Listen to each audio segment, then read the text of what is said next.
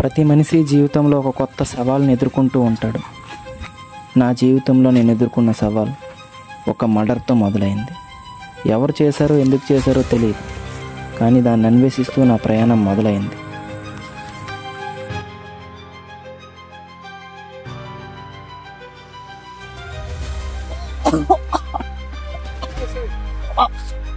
ఇక్కడ దగ్గరలో ఎవరో నివసిస్తున్నారు అన్నావు కదా, అతని దగ్గరికి వెళ్దాం పదా, మనకి ఏదైనా క్లూ దొరకవచ్చు.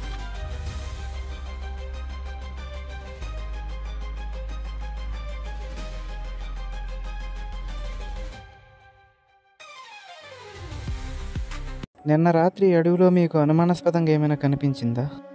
అయ్యా, రాత్రి 2 గంటలు అవుతుంది, ఇంకా నేను నిద్రలోకి పోలేదు. అడవి నుండి ఏదో వింత శబ్దం వినబడుతుంది. వింత శబ్దమా? ఏం శబ్దం తాత?